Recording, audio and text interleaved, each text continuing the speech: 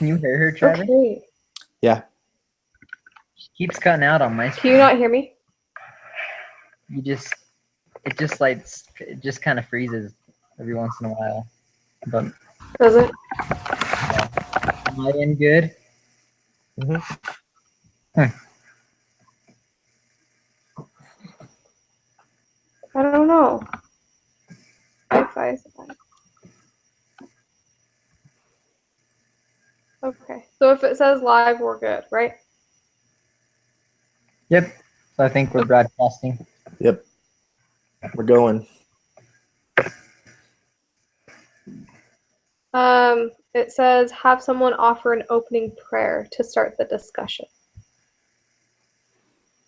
So does someone want to do that? I can. Okay. Heavenly Father, we're grateful for this day and for the opportunity that we have to meet as a group and to discuss this case today. And we ask you to bless us that we will be able to be insightful and contribute and be able to learn from one another as we participate in this group discussion. We're grateful for the opportunity that we have to study here at BYU, Idaho, and ask thee for all these things in the name of thy Son, Jesus Christ. Amen. Amen.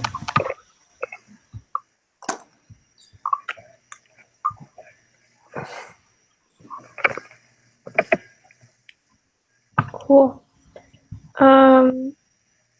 Wow. I have 6 Google Hangouts going right now, so sweet. Okay.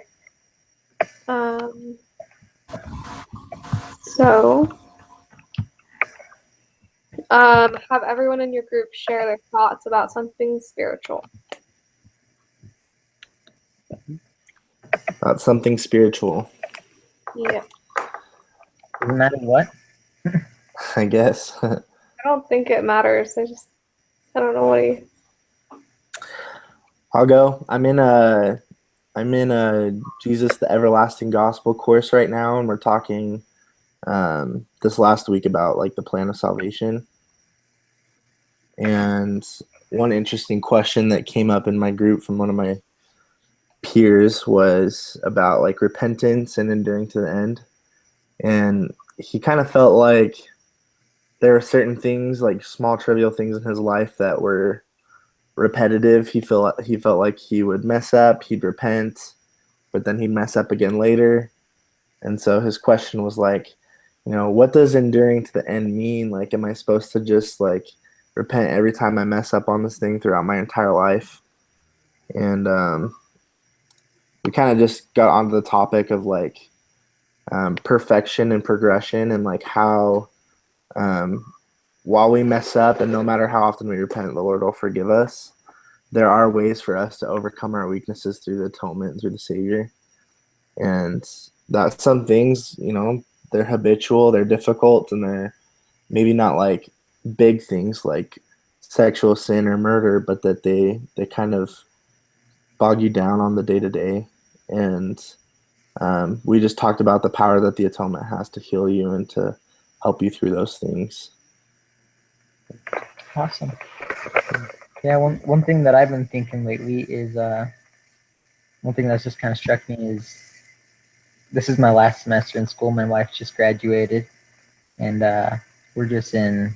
I mean, there's so many decisions that you need to make: where to live, if you should buy a house, where you should go in your career. And I just feel like those decisions are really hard to make, and I feel like you need guidance in figuring out what's the best way to go with your family.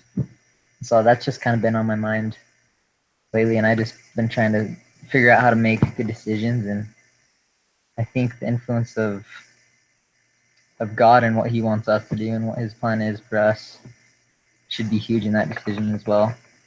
And I've been trying to kind of search that out and see if I can figure that out myself. That's awesome. Cool. Mine is I'm in a church history class, so it's like the 19th century until now. And we were learning about how polygamy has affected the church as being a part of Congress and different, being a part of Congress. So there was a guy, his last name was Smoot. He basically got elected into Congress. He had the most electoral votes in the state of Utah, and then he got accepted into his seat, and then someone came in and he was like, well, he can't be a part of it because he's a Mormon and he practices polygamy, which we as the United States don't practice, so he shouldn't be here. So he, anyways, got in. They had this huge hearing, and in the end, he ended up not being able to be in Congress, but he had Joseph F. Smith.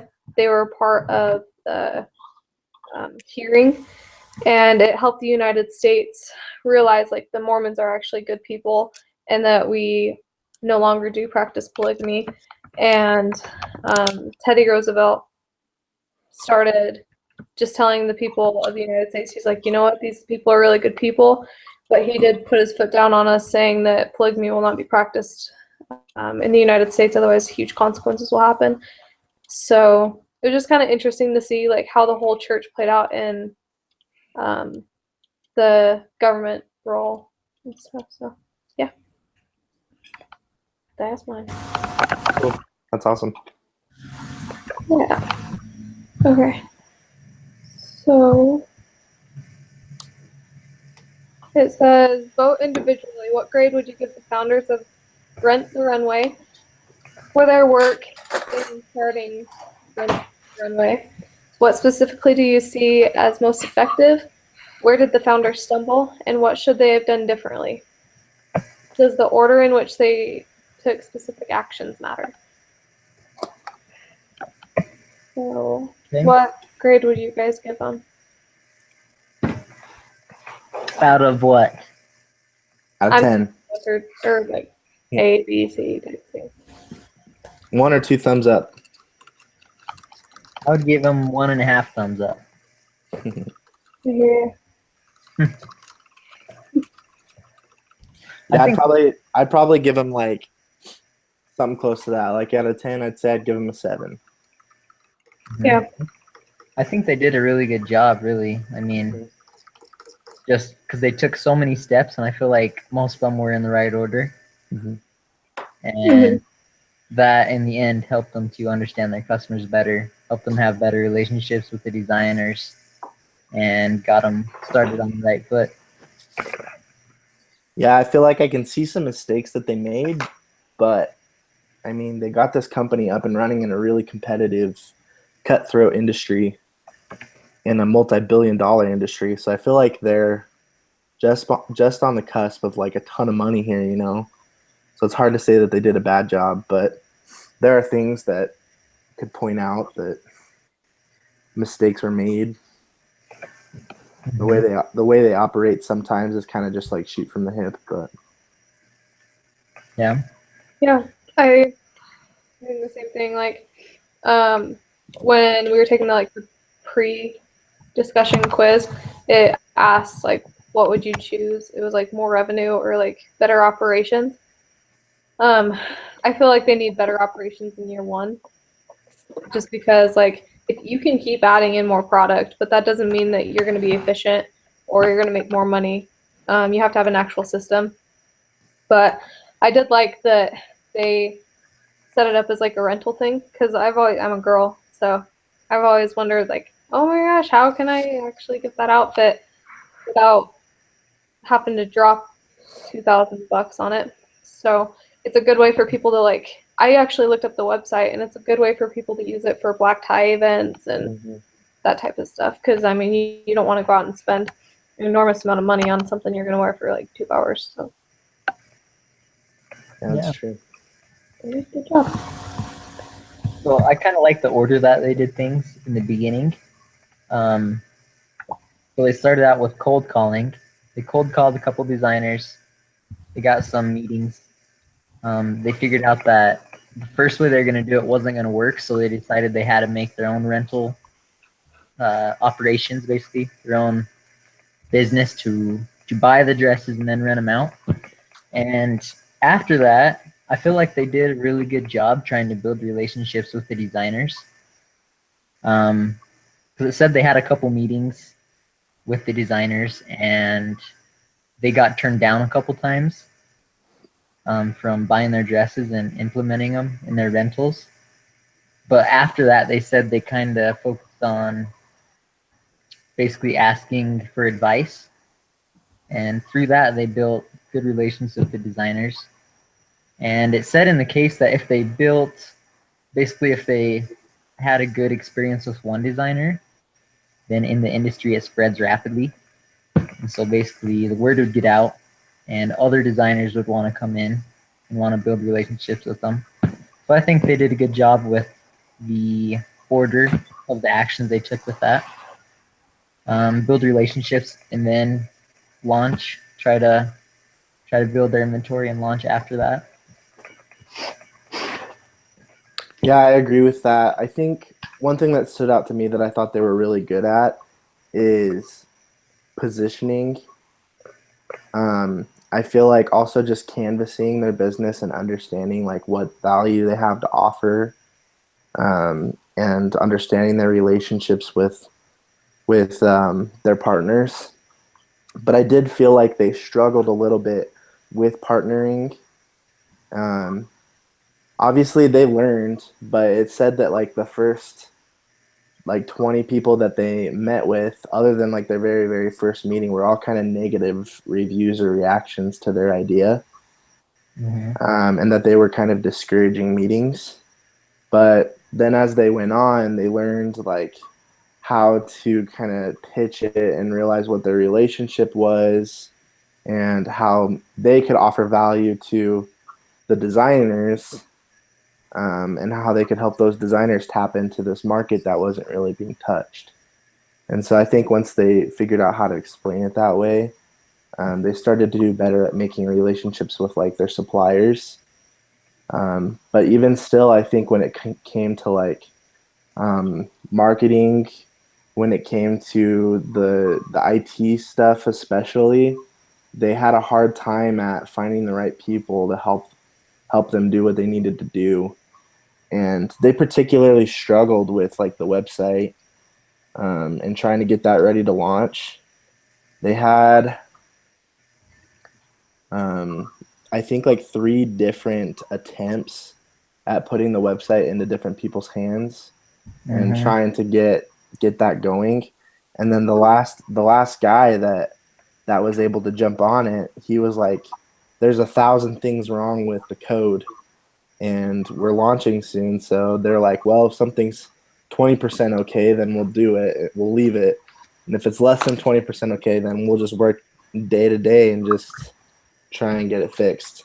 Yeah. And so I feel like that was one thing they had a hard time with, was figuring out like who to work with. And a lot of times they were just going off of referrals from their investors or from like their past classmates, and they're just like, "Oh yeah, this group, they're awesome," and they just kind of went in blind and they're like, "Yeah, hey, we'll pay you $45,000 to build this website," and then they ended up not really doing much for them. Yeah, definitely. I agree. I think that's difficult, especially when you're new to the new to the industry. They weren't really super new to the industry, but new to being a business owner. Like, how do you make those connections, and who do you trust for referral? I feel like that's difficult. Yeah. Yeah. Yeah, they had to be really careful on what they did, and especially if it's word of mouth. Like, if that's their marketing. Like, word of mouth, right? Yeah. Okay. You have to be really careful with that because it's not in writing. So, yeah, I was interested that that's the type of marketing that they decided to go with in the end. Because, like, I personally haven't even heard about it, but apparently it went viral because they had like 1,000 people in their first week wanting dresses and stuff. So, and I mean, I even looked up their website and they, like, for one dress, they had 350 rentals. So it's like going pretty well. And they're definitely paying for that dress over and over and over again. So Yeah. yeah. Perfect. Okay. Have the RTR validated their business model? What is the business model? Be specific. The reading highlights 4 components of a business model. What are the key elements of RTR's business model? What does it mean to validate a business model? How do you know if it's validated? Which elements are validated? What evidence do you have to support your position? Invite others for different viewing points. It's a lot of questions. Yeah. Let's just take it one at a time. Yeah. Okay, so have the founders of RTR validated their business model? Okay, so I'm gonna argue that they haven't. They have only, at this point in the case, only had their company live for 2 months, and they've kind of encountered some issues as they're learning and going forward with this. I would say that they do have a business model that they're working off of. They're keeping their inventory local instead of deciding to go foreign, which I actually agree with. I think it's smart because of what they're trying to do. But they also are having a lot of inventory problems. I feel like their model of, rent our dress, you have it for a few days, then send it back, then we'll clean it, we'll reuse it. It makes sense. It works foundationally, but I don't think that they've proven that they can do it successfully yet until they can correct a lot of the things in their operations that are hanging them up. Mm-hmm. And one of the biggest things I think is their inventory turnover rate. And then just figuring out this whole thing with like late returns. They have a fee to try and cover that, but then in order to try and maintain customer service, they're saying, "Oh, we're sorry, we don't have the dress you ordered. Pick any dress," and they could go from a low tier or a mid tier dress to like, a dress that could be like $200 rental, and really they were like renting $20 or $90 rentals. So I feel like there's a lot of lost money there. Yeah, definitely. One thing that so originally I think they were going for the younger ladies, younger girls that maybe couldn't afford those types of dresses right now, but wanted them to feel like they're in the spotlight, I guess, when they rented them. So I feel like that was a conflict throughout the case. Basically, they're going for this type, but at the end, they're like, hey, there's a bunch of older women coming for these too, and they're not afraid to show people that they're renting their dresses. So I feel like their target even changed after it's been on the market for a while. They kind of realized their target market was a little different. So I kind of agree. They're not super set on. They haven't 100% validated their business model, because there's still a couple things that they're not sure of. They're not sure of basically who their target market is, and like you said, trying to fix all those little issues. And another thing they're talking about is social media and how to add more customer I don't know, customer interaction with their social media or their website. So I feel like they do have some work to do. They thought they had it validated at the beginning, but they don't quite have it yet. Yeah. Yeah, I like what you said. They just have to figure out what they actually want. They need to pinpoint some things before they can actually expand and grow. Because if they don't, it's more of just like, hey, we have this business, but we're not going to target it to anyone. So, I mean, right now their range could be anywhere from 20 to 65, 70. They don't really have a target just because of their inventory and how the business for. So, Yeah. and since it's such a new business, I mean, they are kind of experimenting on what they should do and which way they should go, just because, just like you said, it's kind of a market that hasn't been touched. Just like they said, it's Netflix for dresses. So, which other than like rental places, like local rental places, there isn't anything else like that. So. Yeah. And as far as the question of like, what does it mean to validate a business model? I think it means you prove like end to end with surveys and with numbers, like this is how it goes from where we get the dresses from our suppliers. This is what we do with them. This is how they end up in the hands of the customers. And then there's that like sub cycle of how the dresses come back and then we clean them and then we put them back out. And, you know, one of the owners herself said, you know, there are dozens and dozens of ways that we can boost efficiency. I think if they're aware of 12, 14 issues within their business, 24 issues, like, you know, shit, dozens and dozens, like, if there's that many things going on wrong with your operations, then how are you going to go and ask for more money earlier than you're anticipating doing it? And I think you got to kind of fix some things and figure out how to get a little bit more organized so that you can prove end to end everything we're saying we're doing is operating and functioning properly. Mm-hmm.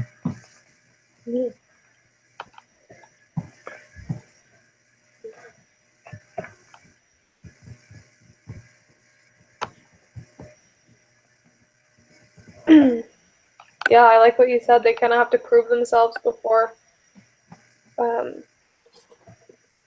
anything else happens. So.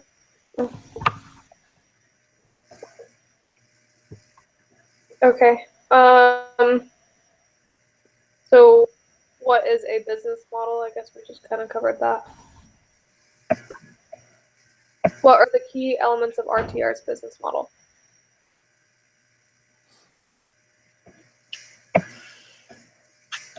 So I think one of the key elements is their whole plan behind the business was to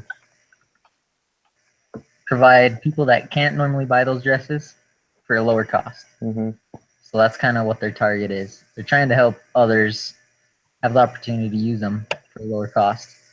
And while doing so, they're trying to also grow awareness and have it be a win-win for them and the designers. Mm-hmm. One way they're doing that is relationship with the suppliers. They're buying at wholesale, and then they're renting at like a hugely discounted price. Mm-hmm. But the idea is that 31 and 35 dresses come back without a mark or a scratch or anything on them.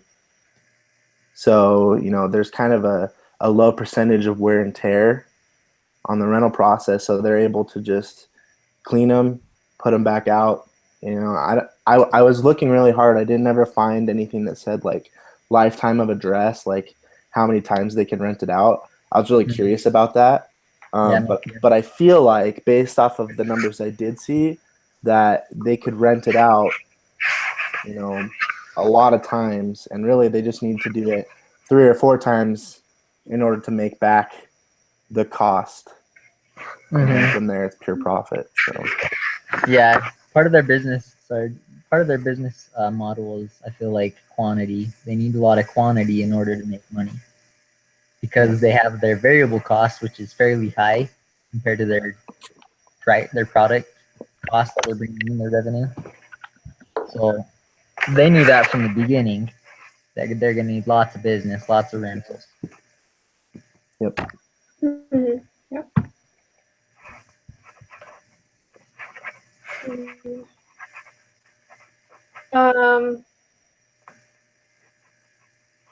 Let's see. What does it mean to validate a business model? I think Trevor went over that pretty well. Yeah. About that. Mm-hmm. Let's let's see. I feel like, so what evidence do you have to support? I guess on what is that? What would that mean? I guess your position. So I Your, basically, your position on whether or not they have validated their business model. and what elements are validated? Yeah. Yeah, So okay. what supporting evidences do we have of that? From the case, I think a big one was the turnover rate on their inventory. I'm gonna look for it here, but I do remember them saying at some point during the holiday season they were backlogged, like 60% of their orders were on a waiting list. Yeah, so I think it said at a time. I think there was there's 55,000 people on a waiting list. Yeah. Yeah. And on average, also during the 2-month period, 60% of their inventory was out for rental. So they're usually at 60% capacity. So that makes me think if they had 40% inventory in stock, then there's like a certain number of dresses that are actually like more desirable, or ones that are being ordered more than the other 40%. And they have this employee, her name is Brooke Hartman, and she's their director of consumer insights. And it said that she had been like polling and surveying and figuring out like which dresses those were, and kind of evaluating like which ones were actually the most profitable dresses to them. And so I feel like what they should be doing, instead of creating new product lines, adding in accessories and like maternity wear and stuff, is using the remainder of the budget that they have to create a budgeted inventory that adds those dresses that are like in highest demand and most profitable to them. And that way they can kind of keep up with this like backlog of people that are on wait lists and waiting for dresses. They'll have not just like a wider range of products, but like a more focused, increased amount of the dresses that are wanted at the moment. Mm-hmm. I definitely. Sorry, were you gonna say something? Oh, I was just gonna say like the business model is proving to work. Well, what they have now, I guess, because like they had 50,000 people on the wait list. That's something. They're clearly understocked with dresses. People waiting. So yeah, I agree. When I read that they wanted to expand with jewelry, and it doesn't, like, the jewelry doesn't seem, because I mean jewelry is going to go missing all the time, and if they tried to bring in like real diamonds and that type of stuff, I mean, I understand that they're going to have to update their technology, but that's just going to cost more money, and they need to focus on their original business model before they start expanding. Yeah. Well, and they also recognize the importance of technology in their business model. Yeah. But they don't necessarily have the staff that they want in order to do that yet. Like they were saying, they wanted to hire like a chief of technology to oversee that department and hiring, and to get the right kind of people on. But they just hadn't been able to do it yet. And they understand that this like internet model, this website that they have, it can be potentially really good for them. But they had a kind of rough start to it, and their inventory management system is still manual.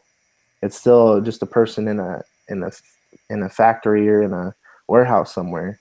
And if you look at like the best online stores like Amazon, for example, they're not manual inventory systems where it's just like a person in a warehouse. Like they've got digital warehouses that they've got technologies that help them manage that easier and track everything and know when things are out and in. And so I think that's one big hang up that they have too, is they want to have this technological advantage to their company, but they haven't implemented it yet. One, I think that they should definitely go towards that, but in the future. Like, I think they just need to have a little bit of patience, use the budget that they have right now to fix a few operational issues and to buy more inventory in the dresses they need. And then maybe, like it said, beginning of 2011, start the fundraising efforts again. Yeah. And by that time, they'll actually know a little bit more about the market, and because they'll have a lot more data behind them. And then they can actually start doing some research and seeing if other products would be best on their line as well. So I think they just need to wait a little bit and use the fundraising that they have right now and just wait and hold out for a year. Yeah. They said that they needed to boost their inventory to 5,000 by April, which is, I think, like 4 months. Yeah. But now that they had 2 months of data, they had better real data about what was being rented, and they can take a lot less risk with their dress buying.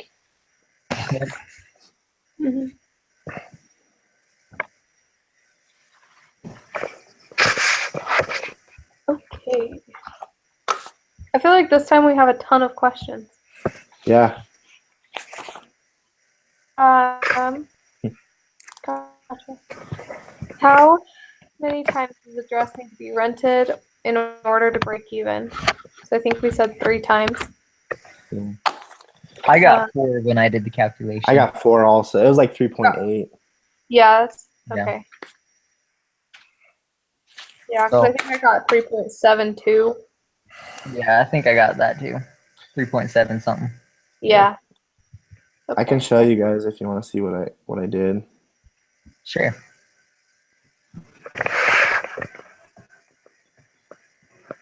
So I just took this from, I think it was exhibit 4 or 5.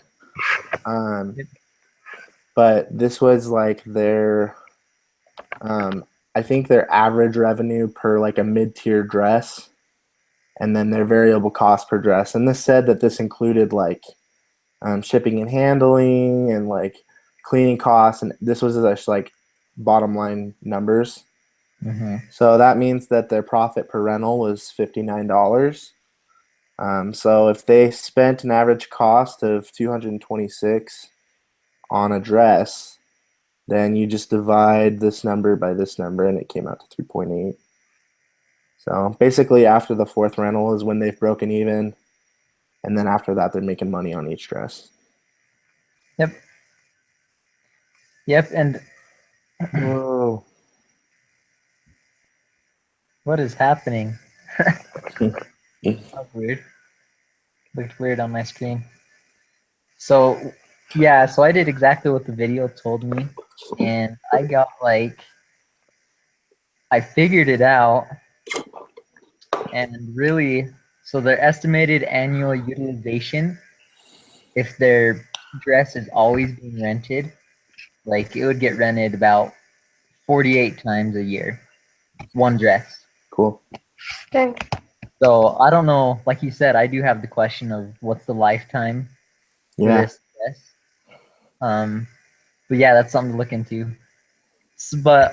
And I also got the profit per dress would be $2,380 if you're going off of that 48 time use. Yeah. So really, like, if they bump their inventory up to 5,000, I got that they would be making $11,900,000 of profit, of gross profit. Well, maybe, but yeah. So they can make really good money if they find the right dresses. Yeah. And they can actually have them rented out constantly.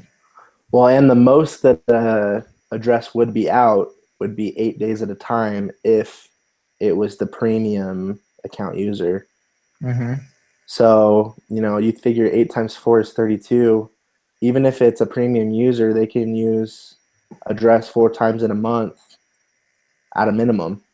Yeah. So after a month of having a dress in inventory, it's made its cost up in revenue. Yep. I mean, that doesn't account for overhead, but still Yeah. pretty Mm. Does it even say what their overhead was? No, I didn't think it said anything about that. So I think we're just without overhead calculating everything. All right, next question. Yeah.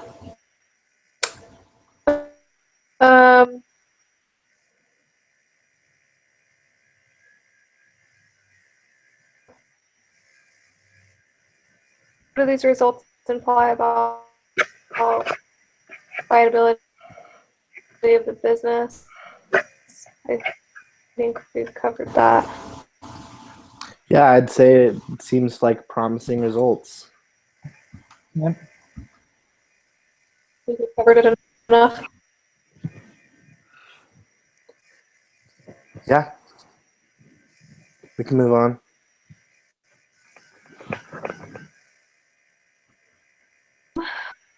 Should RTR seek to scale quickly and address operational efficiencies?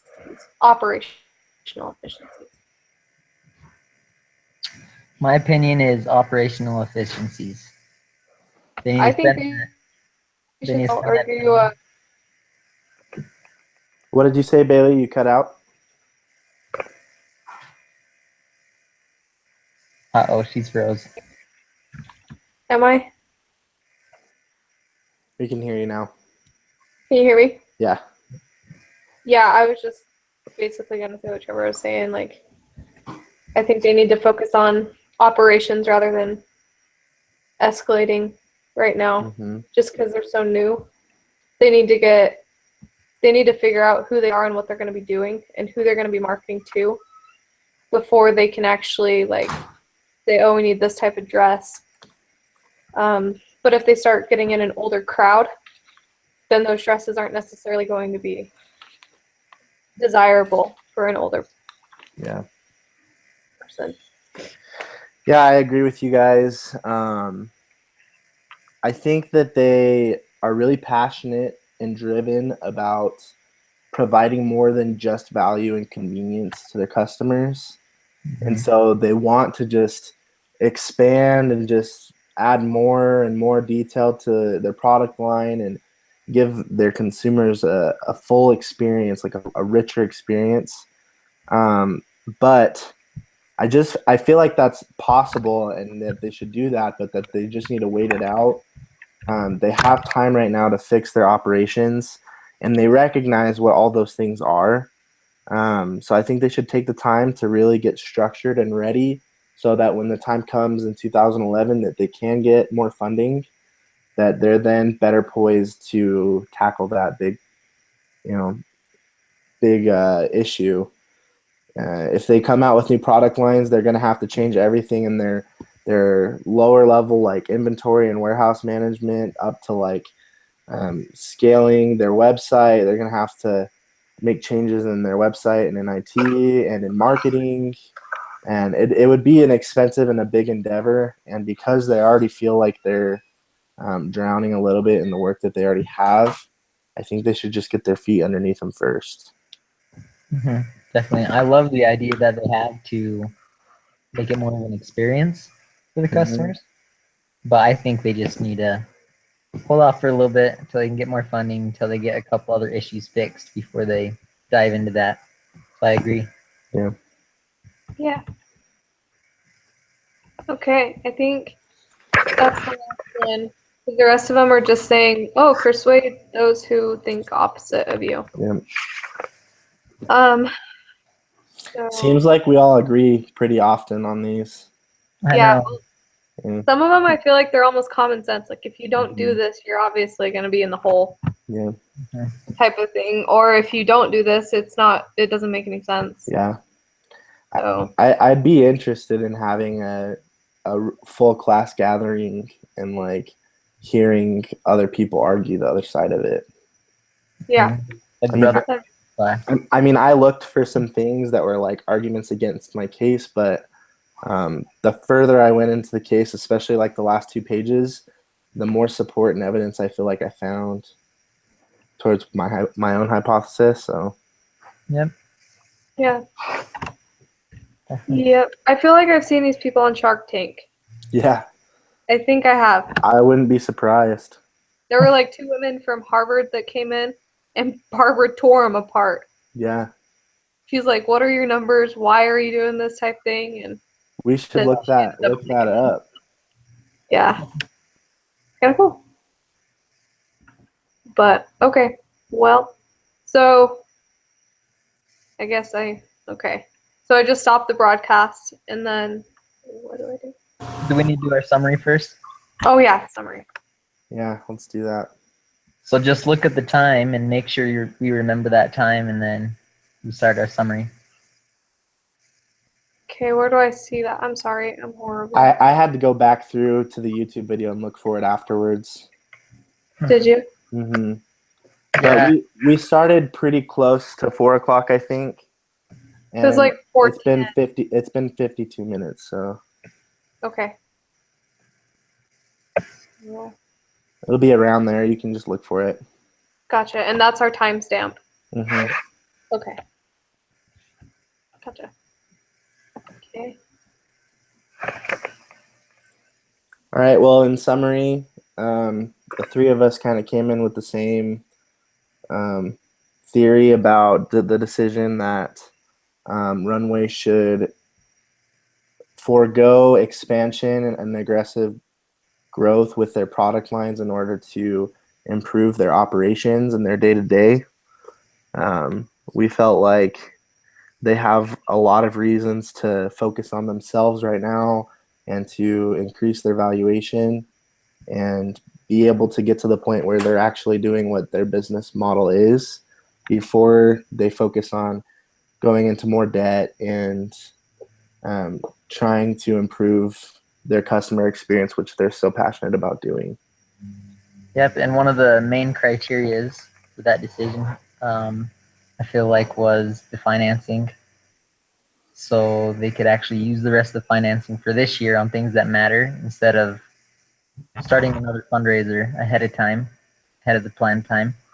So we feel like they should use that money wisely this year, and then next year start the fundraising starting again. Yeah, and I feel like the second most important point is the operations rather than improving their scale of dresses, I guess, for now, and not opening themselves up so much to where they can actually get on their feet and operate efficiently, and learn how to raise that money so that they can further their business and open up new doors for them. Mm-hmm. Perfect. Okay. So, are you good? Yeah.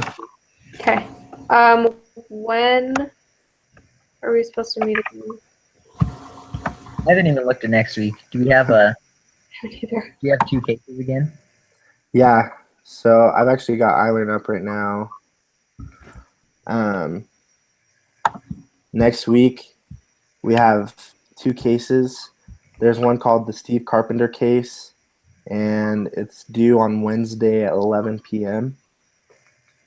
And then we'll have another case that'll be due on the Saturday due date at 11 p.m. called the it's like Andreessen Horowitz case. So Okay. Sweet. Do we want to?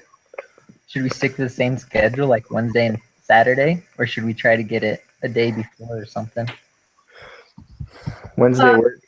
Gives us time to read it and get ready. Okay. Yeah, that works. Yeah. Because I teach on campus from 7 to 9 on Tuesdays and I think maybe Wednesdays. So if we do like maybe even 9:15, that works for Yeah. y'all. Yeah, that'd work, I guess. Yep. Okay. Sorry Let's do it's so late. I didn't expect to be. It just got my schedule today, so I didn't expect that. But Okay. That should be fine. I think we'd be done around 10:15ish, and then, ideally we'll have done everything else before that and just turn it in. yeah. So Okay. Okay, and I will start it next week. Sounds good. awesome. All right. See you guys. Send Okay. us the link. Yeah. Okay. So I just stopped the broadcast and then. Yeah. Okay. If you stop the broadcast right now, we'll still